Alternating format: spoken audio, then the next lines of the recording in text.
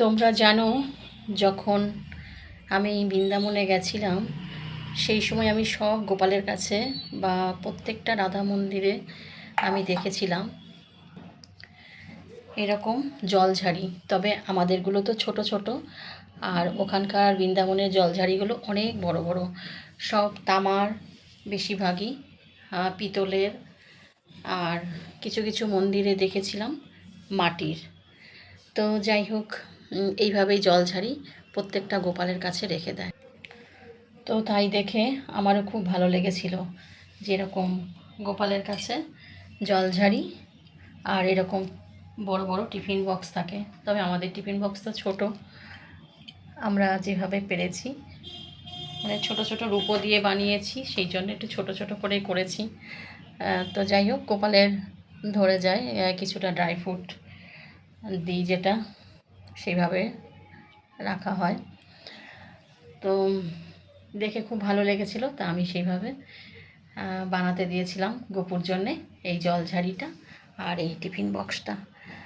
তো আমি যখন কোথাও যাই, অনেকটা সময় দেরি হয় হয়তো আসতে, তা সেই সময় আমি এরকম জলঝাড়িতে জল আর এই টিফিন বক্সে খাবার রেখে চলে যাই, আর গপুকে বলে যাই তুমি খেয়ে নিও।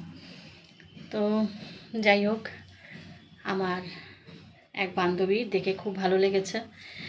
তো সে বলল যে ঠিক আছে, তুমি কোথা থেকে কিনেছো? আমি বললাম যে আমি এরকম বানিয়েছি। তো বলে আমিও বানাবো, আমার খুব ভালো লেগেছে। তো হ্যাঁ, অবশ্যই গোপালের কাছে এরকম ছোট ছোট জলঝাড়ি রাখলে, যেটাই হোক, মাটির হোক, পিতলের হোক, তামার হোক, যেভাবেই হোক রাখলেই ভালো। কারণ গরমের দিনে খুব জল তেষ্টা পায়, তাই সারা বছরই তুমি রাখতে পারো। তবে গরমের দিনে তো জল এরকম লাল কাপড় দিয়ে ভিজিয়ে ঢাকা দিয়ে রাখলে জলটা ঠান্ডা থাকে। তো সেই জন্যে আমার সেই বান্ধবীও হয়তো বানিয়েছে, ওর সঙ্গে দেখা হয়েছিল দোকানে, বানাতে গেছিলো। তো খুব ভালো লাগলো জলঝাড়িটা বানাতে দিয়েছে দেখে। তো যাই হোক, আমার এই জলঝাড়ি আর টিফিন বক্স অনেকেরই দেখে খুব পছন্দ হয়, খুব ভালো লাগে বলে। তো যাক, আমারও ভালো লাগে, তোমাদের অনেক ভালোবাসায়।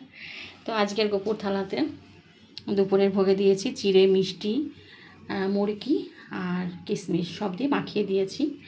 আর একটু ফল বানিয়ে নিয়েছি, ফল দেব। ফল বলতে এখন তো আমের সিজন, সেই জন্য এখন আমই দেব।